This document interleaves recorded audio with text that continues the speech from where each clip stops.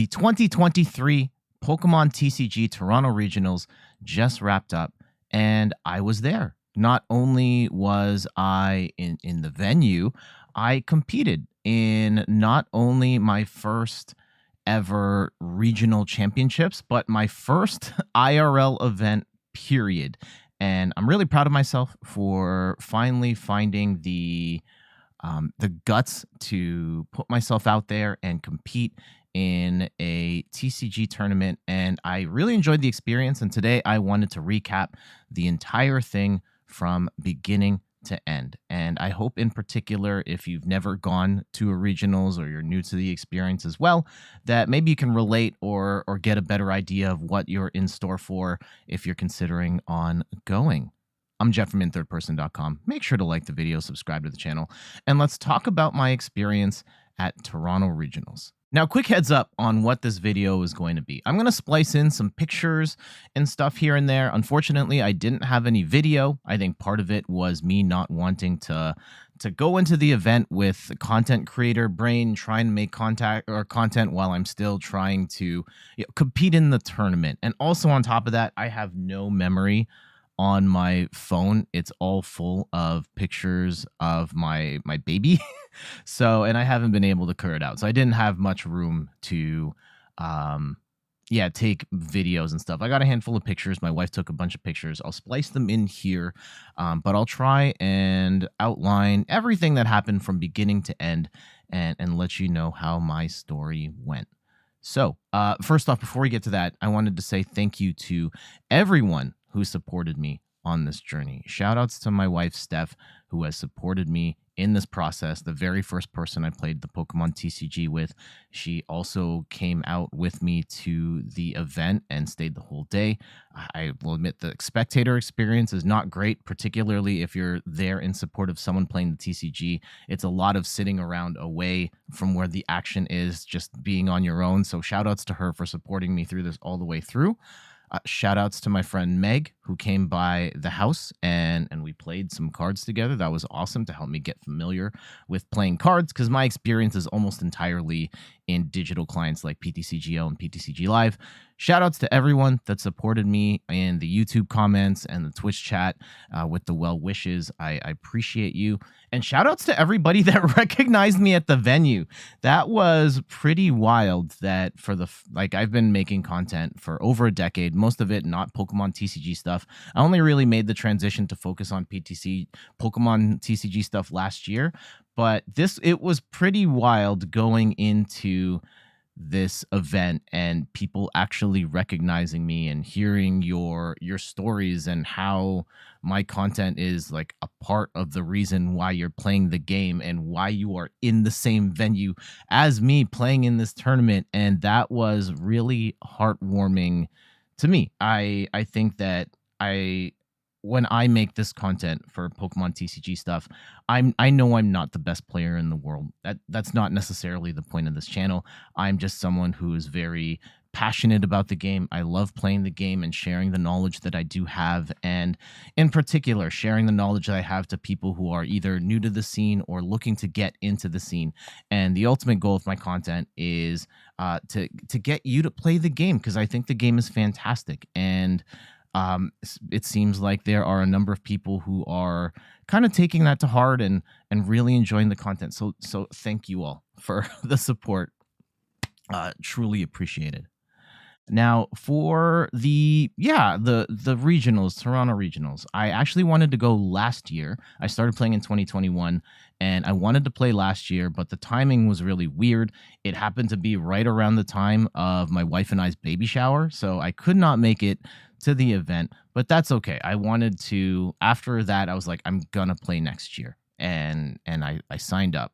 And I will say the registration experience, I was able to get in, but if you're looking to sign up for these tournaments, they are filling up very quickly. It seems like I see on Twitter that people are having a hard time getting into these events. The Pokemon TCG is growing in popularity from a playability standpoint, and these tournament spots are filling up very quickly. So I would recommend, if you're interested in going to your local regionals, just checking to see that the sound works here, that you, and let me just check the voice changer and make sure it's not doing anything wacky. All right, yeah, it's fine.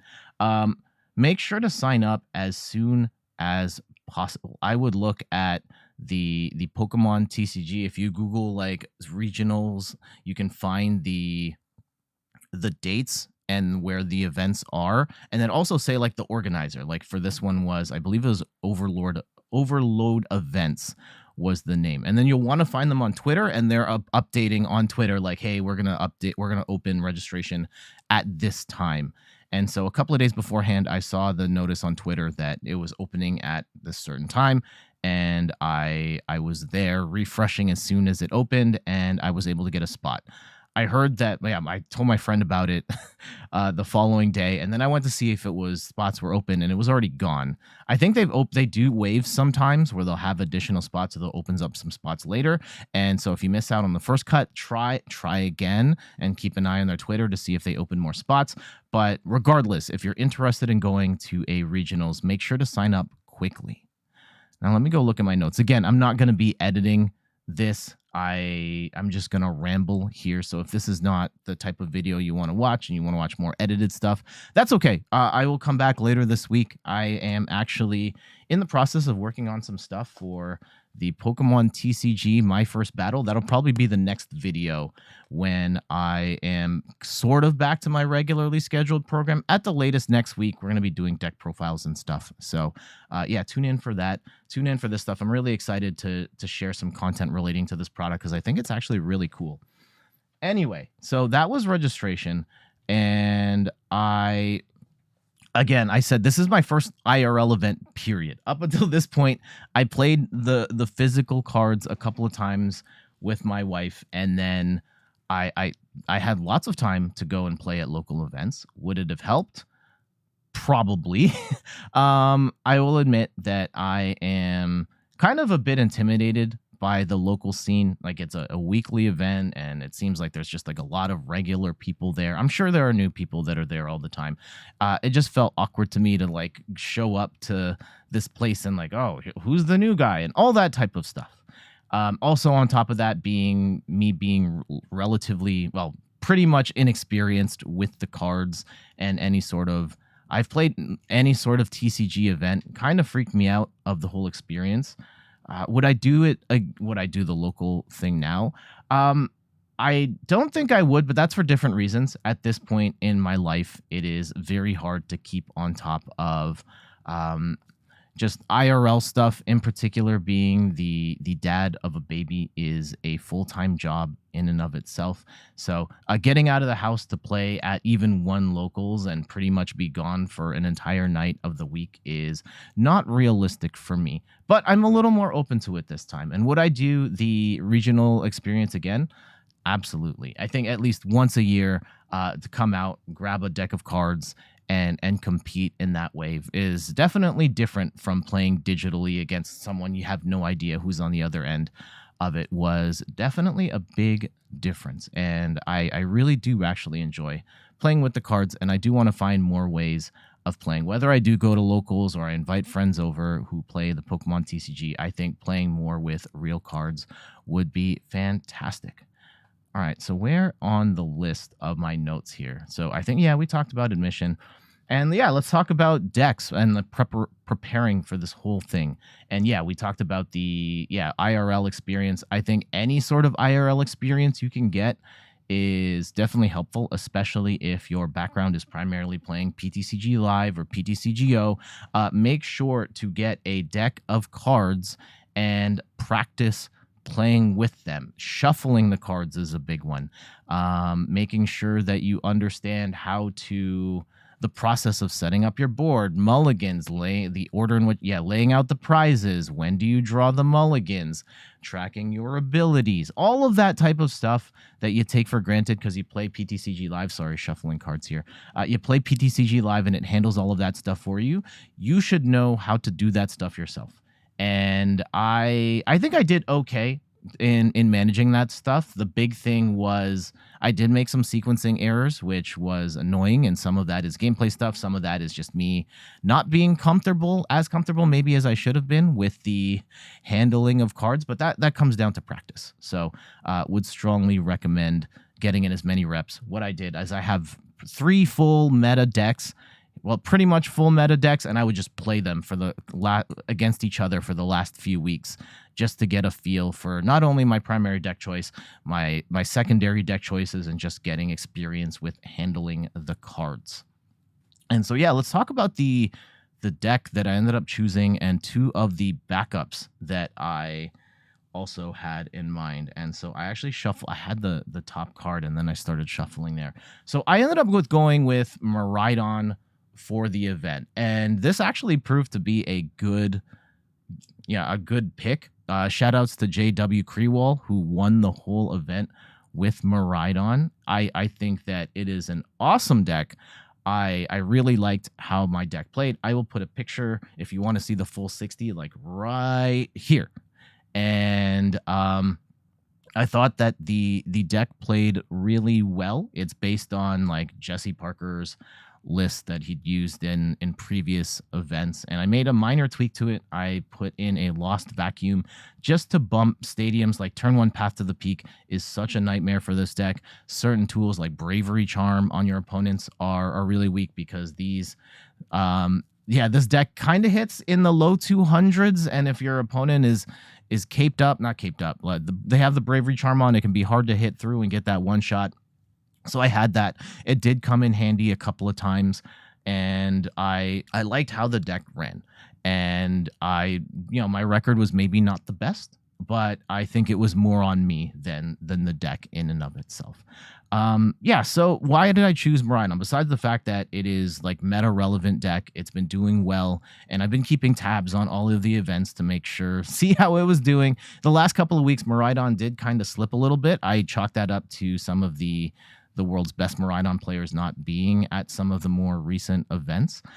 However, just seeing how it's been doing, it has been doing very well. And on top of that, it is a deck that I'm familiar playing with. Long before Miraidon showed up, I was playing decks with Raikou and Raichu and Flaffy. I'll put a thumbnail. I'll put the link in the channel here as well, so you can see. Like, I was running variations of this concept with the Flaffy accelerating energy and building up a Raichu to get the big KO over a year ago. And so I had a ton of experience playing this deck. And I think that was a big thing for me, is being able to play a deck that I'm comfortable with, because there's going to be an extra learning curve of managing it now in paper form. So having familiarity with a deck was going to be a big plus for me. So yeah, it was a strong deck. It was a deck I was familiar playing with, and it's one of the easier meta decks to play. There is not a lot of actions. Well, there's not as many actions to perform. Like, yeah, you'll use the tandem unit. You completely fill up your bench. You dynamotor some energy here and there and fleet-footed, but there isn't nearly as many actions to perform as, say, a Gardevoir deck or a Mew deck. And those are things that you really have to keep in mind when you are picking deck choice and managing time. And so this was a deck that I was fairly confident I could not only handle well, I could play quickly. And so I did have some deck crises leading up to that point. It wasn't until a couple of days before the event where I was finally like, yes, let's go and play Miraidon. But I am ultimately happy that I chose Miraidon as my deck for this tournament. My plan B deck was Gardevoir. And this was actually kind of weird, because you've probably, if you've seen my channel and you've seen me play Gardevoir a couple of times, it's been a bit of a struggle for me. Honestly, I don't think I truly got the deck. And I happened to buy a couple of Gardevoir EX cards. And let me actually hold the Gardevoir deck. So I'm going to put this away. We can put Miraidon down for now. I will go and get the Gardevoir deck. And it just happened that I had most of the cards for Gardevoir anyway.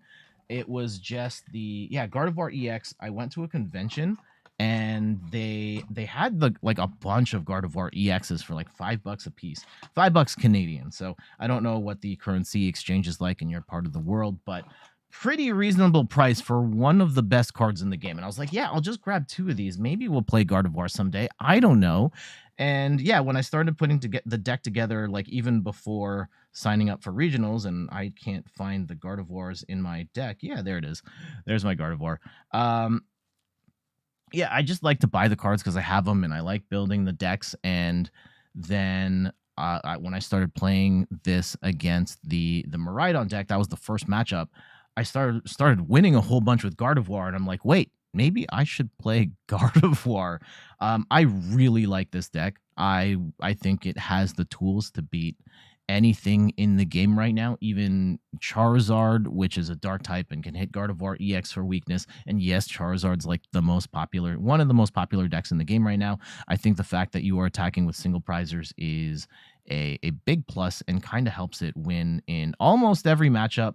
Maybe Lost Box is kind of tough, and that's kind of tough because Lost Box is wildly popular, and I saw a lot of Lost Box today or on that day. So regardless, Gardevoir was definitely on my short list. So the reason I ended up not choosing Gardevoir, there were 2 things. One, I'm a Cresselia short, and that was really annoying because you think that like the Gardevoir is the rarer card and it would be harder to find and be more expensive. No, this was really easy to find. Pretty much everywhere I went, I could go and get a Gardevoir.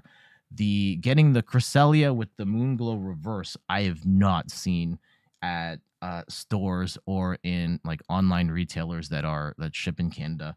I think I saw one actually. Truthfully, I saw one. Someone on stream pointed out that the store that they go to had one copy of it, and it happened to be really far from where I live. And at that point, I was like, yeah, I could make the pilgrimage if I really wanted to play this deck. And I'm trying to show I've been using the other Cresselia from like Chilling Rain or something, a different Cresselia, and I cannot find this card for the life of me. Give me one. It doesn't even matter. I was using a different Cresselia in my deck as a placeholder for the time being. And if I really wanted to play Gardevoir, I probably would have made the trip to get the right Cresselia instead of this one that I was using as a placeholder. But I ended up deciding not to, because the big thing with Gardevoir, and there's 2 things with Gardevoir, and one of them is that Gardevoir is one of the harder decks to play.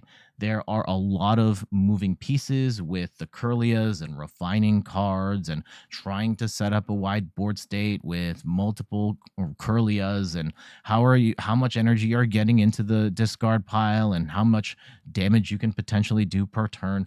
All of that stuff. And this is a deck that I only really started to get 2 weeks ago. And I noticed that in my IRL play, I was making a lot of silly mistakes with the deck and putting myself in situations where like I could have done something better. And like that kind of freaked me out. Of like, I've played Miraidon and variations of Miraidon for over a year now. My Plan C choice, which is Mew, is a deck that I've played more than any other deck in this game. So this is the deck I've got the least familiarity with, and that freaked me out. And then on top of that, the fact Gardevoir is a slow deck. This is something that you have to keep in mind if you are playing in regionals, is that it's a 50-minute time limit and then 3 turns after that 50 minutes. And Gardevoir was just a slow deck to run. And I am a slow player because I'm inexperienced. It's a harder deck to play. It just takes longer to run. And so as a Gardevoir player, if you lose the first game, you're probably screwed. And you just do not have enough time to get to game 2, game 3. And so much of your tournament life is going to rely on winning game 1 that I didn't want to put that pressure on myself. On top of me not being as familiar with this deck as some of the other ones on my list, and not being familiar with handling cards, I did not think this was the right pick for me. Now, this ended up coming second place. Grand Finals was actually Miraidon versus Gardevoir. So either choice was good from a meta perspective, but for me personally, this was not going to be the right deck, though it is tempting. And if I do play in locals, this is definitely something I want to bust out because I think it's super fun, awesome, and incredibly strong to play. My last choice, my Plan C, and this is actually funny because up until I always thought that Plan C was just going to be Plan A, and my plan my plan C was Mew VMAX. This is a deck that I fell in love with in Future Strike. Sorry, I'm putting away my cards here. I fell in love with during Fusion Strike era of the game. I have covered Mew VMAX on the channel more than any other deck. When left to my own devices, I'll probably play Mew over any other deck. It's a deck that I know like the back of my hand. Now, what has put me off on Mew in the last couple of months is the meta shift, and in particular, some of the new cards that have been dominating the scene. Charizard EX absolutely freaks me out. The Charizard matchup is pretty bad for Mew, and I know there have been some other builds that have done well. Grabber Mew, we even saw Fusion, just straight up vanilla Fusion Mew won Lil the week before, but in my testing, I was playing against Miraidon versus Mew, and Mew VMAX, my Mew VMAX was stomping out my Miraidon pretty bad, and it made me go like, yeah, maybe I should play Mew. It is the deck that I have the most familiarity with, and I ended up deciding not to go with Mew VMAX in part because of the counters that are out there, and Mew having won at Lille regionals, there were going to be like Charizard was always going to be popular to begin with. Turns out I ended up not playing any Charizard, so that wasn't a factor. However, most of the decks I ran into did have Mew counters, whether that was Drapion, Spiritomb, or Dark type attackers. Even Yveltal, the Cry of Destruction Yveltal, I ran into in the tournament. So I'm really glad I didn't choose Mew for this one. Not to say that Mew is a bad deck, but on top of me trying to get familiar with the cards and managing all of the actions with Genesect and stuff, there's this whole other layer of complexity that people know how to play against Mew VMAX, and almost everyone has a text specifically for Mew because of how easily splashable texts like a Spiritomb, like a Drapion are, and I didn't want to deal with that. So Mew ended up being like a last-minute consideration that ultimately I just said no to. Getting the cards, I was using like local online retailers, and just going to stores to see what they had. If you have access to sites like TCG Player, absolutely go and get your cards through a site like that.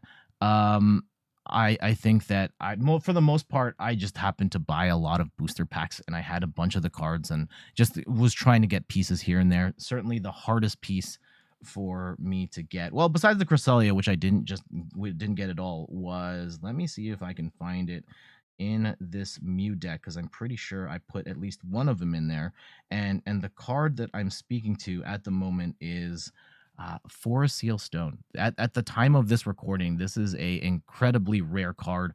In Canadian dollars, it's like over $20 for this, and it was sold out everywhere. And I was like horrified, like, I'm not going to be able to find this card for my deck if I can't find Forest Seal Stone. What do I do? And one of the local retailers put two up online less than 2 weeks before the event. I just bought it, and then they were gone, and I never saw them again at any store, any online retailer. So really glad I ended up buying those two when I did. I really hope that when you are building a deck, you don't run into that situation, but it happens, just the scarcity of cards. And I hope you don't have to buy packs to find cards. I actually ended up doing that a little bit. I had to buy, I was looking for Bravery Charms, and I was like one short, and I ended up buying a couple of packs and did pull it because it was it's an uncommon, so it's not that hard to pull. And I like opening packs anyway, but wherever possible, buy the singles. Do not buy packs in hopes of pulling. Like, at this point, I've opened a couple dozen Paldea Vault packs. I have never picked up a single Chen Pao. I could have just bought the Chen Pao EX deck like 3 times and I'd be done. and it would be way cheaper than me trying to pull it. So wherever possible, just buy the single cards outright. Leading up to the event, I started playing with the cards, and just late at night, I would set up 2 play mats and set up 2 decks and just play them against each other. And this is where I learned a thing about sleeves. Up until this point, like, I had a ton of sleeves that I've accrued through ETBs. And I will say the official Pokemon TCG sleeves are not the best.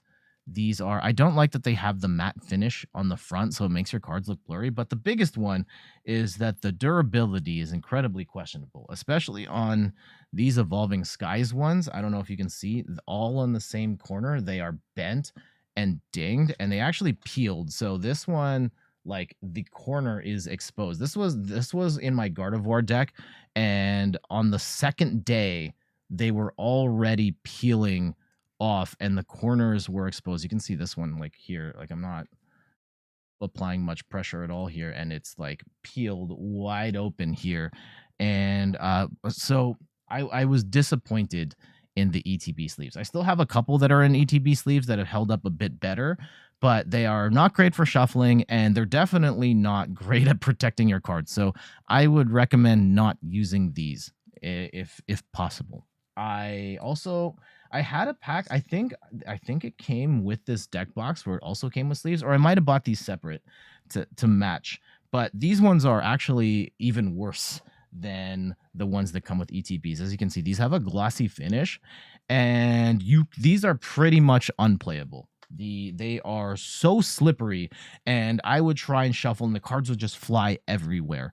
And because of that, these are unusable sleeves for the purposes of playing. Maybe they're fine if you are looking to protect your cards and put them in a binder, but for the purposes of playing, I would not recommend these like Pokemon sleeves that you can find in a store sold separately. I would not. Instead, I also bought a pack of Dragon Shield sleeves, is what I ended up going with here. These are the Dragon Shield matte sleeves, matte blue, and I thought these were awesome. And I think almost every, if not all of the opponents I was playing against were using Dragon Shield sleeves, and these handle great, they feel great. Shuffling was a lot easier, especially with the mash shuffling technique, which I saw a lot of players doing, and that's what I was trying to get comfortable doing as well. Yeah, for shuffling the cards, the Dragon Shields felt awesome. They feel very durable, and I am a big fan of Dragon Shield sleeves. I would try some other ones just to see how they go, but for the time being, Dragon Shield sleeves served me incredibly well, and I'm happy to have used them. Some other equipment stuff for damage counters. You can use the ETB dice. Those are fine. I did play against a number of people that are using them. I kind of got freaked out because on stream, they always use these specific dice. And supposedly, I think they provide those for you on stream. I ended up buying like what was recommended. It's the Chessex 16 millimeter dice. I saw like some Reddit thread, and someone recommended these and said these are the ones they use on stream. So I bought them, and they work great. And they still, I think I prefer them over, like, say, ETB ones, which have like the numbers on them. It's a little easier to put the appropriate amount of damage with dice, just because, yeah, 1 to 6 is a little easier than like, which is the dice that goes into the hundreds, and you save a little time that way. But if these are all you have, like, these are absolutely fine. And I ran into players that were using them. No big deal. Whatever you have to keep track of those. Make sure to have, if you have a V-Star power in your game, have a V-Star marker. Have poison and burn damage markers, just in case. I know they're not really meta relevant right now, but you are responsible for having markers for these, so make sure to bring that. I have my randomizer dice for my heads or tails. I grabbed this from, I think this is from the Mew League battle deck. One of these. And yeah, you would roll even numbers for heads, odds for tails. So whatever you have as a randomizer, do that. I would recommend going with a die over the coins. I did see coins, but people were using them as like ability markers. If you feel comfortable, if you feel like you need markers to note when you've done an ability, yeah, definitely have some sort of marker for that. I did see people using some of their extra coins and their like Pokemon TCG coins. Others had like just like plastic markers that said ability used on them. Those are cool as well. You can also just tilt your card. So you can just tilt it to the side. Like I'm just going to use this Ortega. I know this isn't a Pokemon here.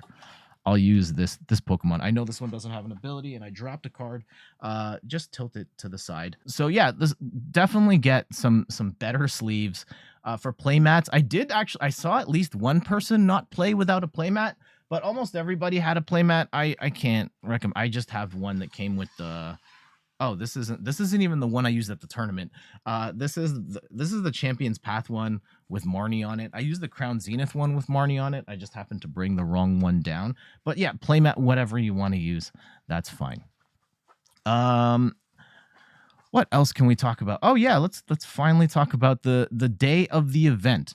I would recommend getting there as early as you can. I was seeing pictures on Twitter of people. The tournament starts at 8:30 in the morning. Also, side note, the official tournament starts on Saturday, but they have events starting on Friday, and there are side events on Friday and Sunday. So if you wanted to compete in side events, and there's a prize wall for those side events, and that they keep track of your points and all that, definitely go throughout the entire weekend. I only went for the Saturday. I didn't have time to compete in any of the other stuff. If you can get to the venue earlier, absolutely do that, especially if it's your first one, and trying to find your first table can be a horrifying experience. I was in a panic. There was a little bit of confusion around whether we had a spectator pass. I thought I bought a spectator pass for my wife, but apparently not. So she had to go to a separate thing and buy one, and then I had to go find my table. And this was a regionals with over 1,000 players, and I had the Arcanine Labs page with all the matchups, and I'm like, oh my god, where do I find myself? I started scrolling to try and see my name and realized, like, oh, I could just do like a control F but on the iPhone, and I've never done that before. So I had to look up a guide, was able to find my name and find the table, and then I settled in. So yeah, my advice there, they also have like the paper lists at the judges table. I would not recommend, the best way to do it is grab your, I need to stop messing with that card. Yeah, have it pulled up on your phone, and have the search feature for your name pulled up so that you can just like snap right to, and I'm at this table. All right, yeah. Before we get into that, the Masters, it's 9 rounds. There is at least at this one, there's no lunch break, so you are going from 8 a.m. to 8 p.m. Pretty much 8 a.m. to 8 p.m. nonstop if you're gonna play all 9 rounds of it.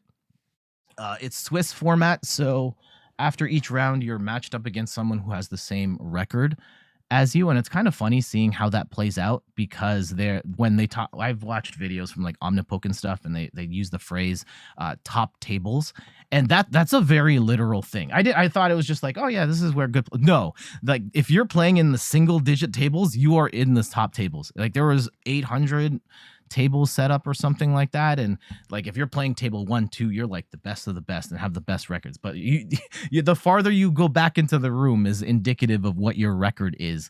And yeah, I was nowhere near the top tables, which is fine.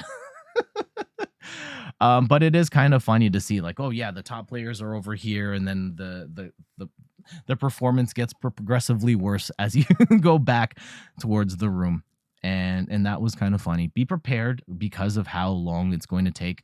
You can't, they advise against having food and drinks at the table, so try and get your snacks in and your water in before you set to the table. Make sure to use the bathroom before you go and sit down. You don't want to leave for a bathroom break I don't even know if you can, or you just like forfeit the game if you have to leave for a bathroom break. I don't know what the ruling on that is, but make sure to use the bathroom before you start playing. All right, now we're finally at the matchups here, and the first one was against a Gardevoir player. Again, shout outs to everybody I played against. You were all lovely people. The first Gardevoir player, they flew in from far away. They were from the States, on like the West Coast, and we had a really nice chat, and he was playing Gardevoir, and I ended up winning that 2-0. And that was a really competitive match. Both of them were competitive, and I was fortunate enough that I was able to slam down Path to the Peak with my Miraidon deck in very timely moments, and pretty much just locked my opponent out of the game, in particular at the end, because both of those games were pretty close, and I was able to close the door at the end with Path to the Peak to just lock them out, not being able to accelerate energy, and win. And the first game I won because of a timely boss's orders and take out their Gardevoir EX, and they just were not able to get another one set up so they could continue the match. And so we win the first game 2-0. I'm feeling good. Let's go to the next one. And I know I'm in trouble. when I sit at the table and my opponent has this like staff exclusive playmat. Like, okay, this person knows what they're doing. And they were playing Turbo Lost Box, and very nice player. They were local, and they encouraged me to come out to play at events. I got scraped pretty bad here. They were playing Lost Box, which is already a tough matchup for my deck. They were very experienced. They were handling the cards like an expert with all the shuffling and managing. They were going super fast, and I know I cannot do that with a Lost Box deck at this point in my paper career. And I got punished for having too many support Pokemon on the board, right? My deck doesn't have Manaphy in it. Maybe right now Manaphy is not a card that Miraidon players play. Maybe, I mean, at this point, like JW Crew won the tournament, didn't have Manaphy as far as I know in their deck to protect the bench, and that's just something you take the L to, or at least you try and play around. And I did not play around it enough. I didn't get the lesson until the last game of the day, but I got punished for it, and I lost pretty handily in that one. So GG's to my opponent there. Next game was against a single strike Lugia player. And I also knew I was in trouble because I saw their playmat, and it was from championships like 7 years ago. And it was a player who was very active in the scene. They played seniors for a long time. They're now in masters, and they have some accomplishments in masters as well. And the first game we played, I pretty much threw the game. There, like my second turn of the game, I should have gotten a KO on their Lugia, like one-shotted their Lugia, and I got really cute with the sequencing with Dynamotor and setting up Flappies that I just didn't attach the second energy to the Raikou, and I could not attack. I get blasted. I lose game one. Game two comes around, and I win game two, which is awesome. Like, all right, we're back in this. And game three goes, and we're actually pretty far into the game. And then they call time, and just the way it's playing out, I see how the board is. And maybe this is a faux pas on my part where I said, like, this is probably going to end in a tie. I probably shouldn't have done that. I take that back in retrospect, not to say I didn't want to make it feel like, in retrospect, it made it feel like I was trying to fish for the tie than the win. But the way the board was set up, there was not enough time for either of us to take the win there. So it ended up in a tie. So at this point, I've got a record of 1-1-1. We move on to the fourth match. It is the second Gardevoir that I'm playing. And I played Gardevoir the first time around. I know this match can be tough, but thankfully this is the match I've played more than any other match in practicing with paper. Miraidon, Gardevoir. And it really helped out. In generally speaking, I ran into Gardevoir 3 times. So a third of my matches were against Gardevoir decks. And the second time around did not go well for me. It was, the first game went about 40 minutes, and it was, as I've noted, Gardevoir can be a slow deck to run, and it came down to last prize for both of us, and it came down to Path to the Peak is in play. If they can bump Path to the Peak, I win. If they can't bump Path to the, if they can't bump Path to the Peak, I win. If they do, I lose. And they had to cycle all the way to the bottom of the deck to finally find their path bump. They win the game. We start game 2, and I'm in a pretty good spot in game 2, but there's 8 minutes left in the game, and there's just not enough time for me to make a comeback here. So I lose that one. Absolute heartbreaker.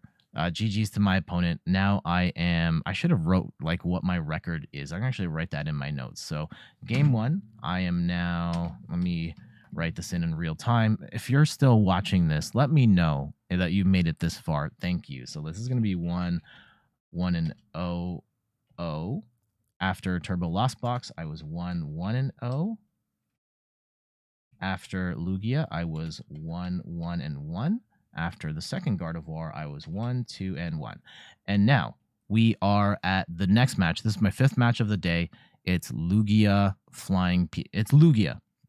And it's colorless Lugia on this one. And the first game, I screw up again. And I made the same mistake in the matchup. They set up perfectly, and I missequence Oh yeah, two things. So yeah, I missequenced my second turn with Raikou again, and I get blasted, and I lose pretty quickly. But also, they had a Dunsparce in their Lugia deck, and that is yeah. The first game they only had Dunsparce down. I'm like, oh damn it, it's probably Lugia, and they have Dunsparce, which is going to make the match really weird. And yeah, the Lugia, yeah, with Dunsparce in play, it does make Lugia odd. Otherwise, it's pretty advantageous for Miraidon. And I will admit, I was not able to take out Dunsparce the entire time. However, game two, they bricked really bad, and I won game two. So we go into game three, and I'm feeling really good about they have Lugia, Dunsparce. They go first. Lugia, Dunsparce.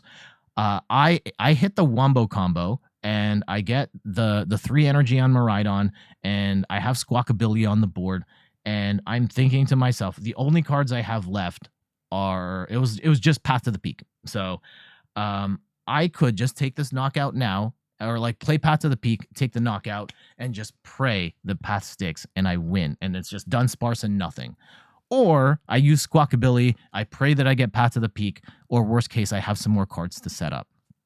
And in that moment, I chose to use the Squawkabilly, get rid of the Path to the Peak.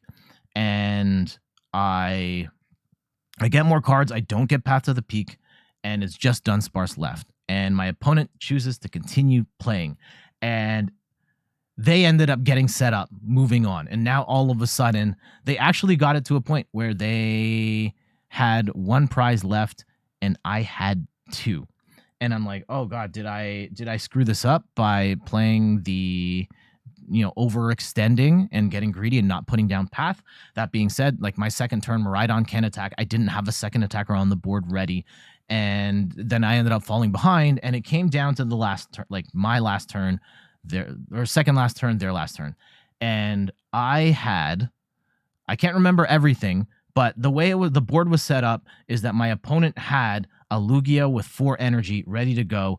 Dunsparce is on the board. I can't one-shot the Lugia right now. They have a Lumineon on the board. I could one-shot that, but I'd already burned my supporter. I burned research. I got boss's orders now in hand, but I have to wait 1 more turn and hope they don't disrupt my hand. So I ended up using Flying Pikachu's Fly Attack, where you flip a coin. It's 120 damage, and you flip a coin. If tails, it does nothing. If heads, it is immune from damage and effects of attacks. And I roll this die, and it lands on 4. And I just like, yeah, let's go. Really excited about that. It's my opponent's turn, and they cannot get around the Flying Pikachu. They pass to me. I boss up their Lumineon, bring in Raichu, take the game. That was probably my most epic moment. And we take that win, and now we are 2-2-1 over halfway into the series. Next game, this is game 6, and I am the most mad at myself for this one. I didn't realize what I was playing until it was too late in game 1. I was playing against, I saw just like the Cry of Destruction Yveltal with Ralts's, and I was like, what am I playing? And I got lulled into a false sense of security. I don't play special energy, so they weren't gonna knock off energy with Cry of Destruction. So like I just started blasting and using all of my resources, taking out the Curlias, and then with only 1 prize left, the real tricks of their deck came out. They had the Tempting Trap Mawile. They had the Mimikyus, the block attacks from Pokemon EX and V. And I had gotten rid of my Zapdos on turn 1, which was a massive mistake. That was the card that would have saved me in game 1. I got rid of it. I burned through all my bosses. If I had 1 boss's orders, I could have won the game. I burned through my ropes a little too early, and I ended up losing game 1. We scoop up game 2. I have the Zapdos ready, and they ended up not knocking it. They did a bunch of damage to the Zapdos, but they never knocked it out. I put a Bravery Charm to help cut through the Mimikyus, and it came down to the last turn. My opponent bossed up Pikachu, Flying Pikachu, which has free retreat, and then did the Tempting Trap on it. I had Switch in hand. I had the Switch in hand. I got really flustered in that moment. all I had to do was play Switch Cart because I'd gotten it on a previous turn with Arvin, and my opponent noted, like, I thought you were going to win because you used Arvin to get the Switch Cart a turn before. I just didn't think to use Switch Cart in that moment. Bring up the Zapdos, just take the final prize and won. And I would have tied the game 1-1 had I done that. I didn't. I gave them one more turn. They ended up trapping me in a scenario where I could not win the game any longer, and I had to take the L. And I am so mad at myself for that. Really disappointed because that should have been a tie, and instead I ended up losing. And, lesson learned on my part. I'd never played against that particular type of control deck, and generally speaking, I just don't like fighting against control decks. I don't have a lot of practice fighting against them. I understood more or less what I had to do the second time around, and I just got flustered in the moment. And I think that's something that you need to keep track of, is your emotions, and trying not to get. And that was the only time I really felt flustered about like the game state, because all of the other matchups are decks I've played a ton, and this is the one that I really didn't have a lot of experience in, and I made some rookie mistakes, and that ended up costing me the game. And now we are 2-3-1 going into round 7. At this point, I am officially eliminated from going to day 2. You have to have 19 match points to get into day 2, and I think that at most you can take if you take 3 losses, you're pretty much out. You have to have like 6 wins and a tie to get at least 6 wins and a tie, or 5 wins and 4 ties to get into day 2, and no losses. And so I've lost 3. I'm out, and that's fine. I was realistically not expecting to get into day 2, and I think it was like 160 players got into day 2 out of 1,500 competitors. So the odds were already stacked against me before considering the fact this is my first event. And this is, my first time handling the cards, and I already know I'm not the greatest player to begin with. So it is what it is. I'm going to play out the rest of this anyway. Next match is against Miraidon, a mirror match, so I had a good idea. They actually had a more teched out version of Miraidon, which helped and it didn't. In game 1, they got first turn, slam down Path to the Peak. I am screwed. I cannot set up. I do have Vacuum in my deck for situations like this. I did not have Arvin. I got blown out. Next game, my opponent cannot find Miraidon for the life of them. They start with, Drapion. Turn 1, Drapion, pass. That's how bad it was. And then they ended up having to put energy on Squawkability to accelerate energy to Drapion. Oh, wait, no. No, it was the Zapdos. That was it. They had Zapdos EX, regular Zapdos. Then they had to play Squawkability, then Drapion, just to stay in the game. And they didn't realize that Zapdos EX was weak to lightning until I blasted it for weakness to take a quick 2 prizes. And I ended up winning that game really quick. Game 3 was, I set up okay. My opponent had an amazing setup. The full board, double Flaffy, Raichu with energy, and I had one attacker, basically. And I was in the process of trying to build up a second, but it was not looking good. They had their charms up. I did not have access to Vacuum. I ended up mis-sequencing in the last turn, and I wasn't able to attack. This is the 3rd time I've made this mistake now, and I need to be better at managing that type of stuff. But it wouldn't have mattered. Like, I already knew, based on how well they were set up and how I was set up, that I was going to lose. And like, we talked through it, and he flipped his next card. It was a Raihan, which is not common in the Miraidon deck, but it would have pushed them over the top. They were going to wreck me anyway, and even if they weren't, because of the sequencing, I was going to let it go, and yeah, I was going to lose there. So now we are 2-4-1. And yeah, up until this point, like, the wins and losses, I'm fine. The only one I'm really mad at is the control one, where that could have been a tie. I wasn't going to get into day 2 based on my performance or anything, but 2-4-1, I'm just like, you know what? I'm having fun playing the game. I wasn't planning on making day 2. Let's just try and end this strong. So game 8, I'm tired. I'm hungry. This one was actually kind of funny because I set up for game 8, and then my opponent is sitting here, and to the side, my opponent's waiting for their opponent to show up. And shout out, let me know in the comments if this is you. Someone says, "Hey, do you have a YouTube channel?" And I was like, Yes, yes, I do. And yeah, it was a really nice conversation we had, and we were talking a little bit while I was playing. The person who recognized me, their opponent, ended up not showing up, so we ended up just kind of talking for a little bit in while I was setting up and playing my game against the third God of War deck I had played today. And yeah, shout outs to you. I hope you did well in the rest of the tournament. If you watched this far, please let me know in the comments that you got to this point. This God of War match, game one, my opponent bricked really hard on Mysterious Tale, and they were not able to get set up. And I take the quick win there, which is very odd in a God of War match. Game two, it was a much more competitive match. They were able to get their Mirage Step Curlia going, and they ended up getting ahead on prizes. However, we got to a scenario where they only had Gardevoir EX to attack. It was just Gardevoir EX, Mew, like Celebrations Mew, and Greninja. And I didn't have a lot of attackers either, but I had a Raichu. Excuse me.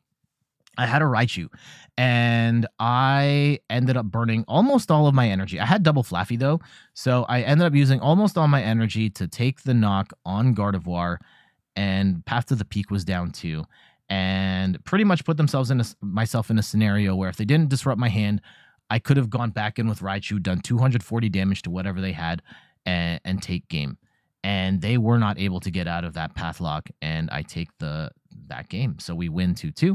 My record is now 3-4-1, and we go into the final match of the day, and it is against a Turbo Lost Box player. Now, I am still remembering. I didn't fully remember what happened the last game, and I made the same mistake in the first one, but both of those matches came down to the wire. I got in trouble for benching too many Flaffies, and in particular, I benched the Zapdos. Like, I know Zapdos can be really good in the Lost Box matchup because it's a single prize attacker. Cramorant can't take it out in one hit.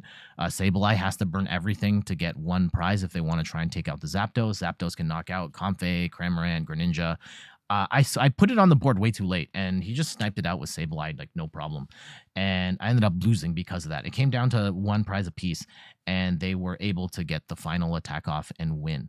And we played one more, and this time I don't bench as much. I still bench Amareep, which, like, I'm still trying to attach energy to my board, and I did get some value out of Flaffy before he knocked it out.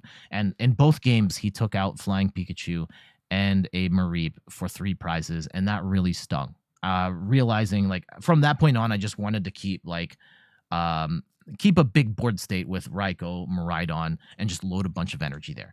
Now, it came down to the wire, and there was a tactical move that I made where I benched a Raichu, and I wanted to have Raichu in play in a scenario where a 2-prizer came out, a bulky 2-prizer, and there was an opportunity to knock it out.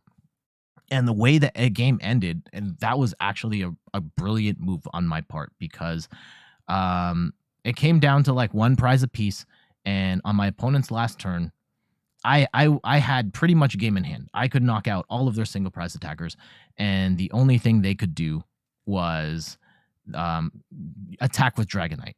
They go to try and sequence the cards to get Dragonite set up and attack. They don't have the energy to attach, and they end up just putting Dragonite as a wall. 230 HP on the Dragonite, so my Raikou can't knock it out, my Miraidon can't knock it out, but I had a Raichu also on the board, and I was able to attach just enough energy on my final turn to knock out that Dragonite, take the win, and push that into a tie. So I finally finished the day with a record of 3-4-1. And it's not the most impressive record. I wasn't necessarily playing for that. I know I wasn't going to win the event or anything like that, but I did get some wins. I did lose a couple times. I got some. No, it's 3-4-2 is my record. 3-4-2. I got a couple ties. I really enjoyed the experience of playing cards with other people. All of my opponents were pleasant and a joy. In particular, shout outs to my last opponent there. He was awesome, and we had like just a really cool vibe going. Great conversation. I hope I can go and play where they play someday. They are pretty far away though, but really cool meeting everybody.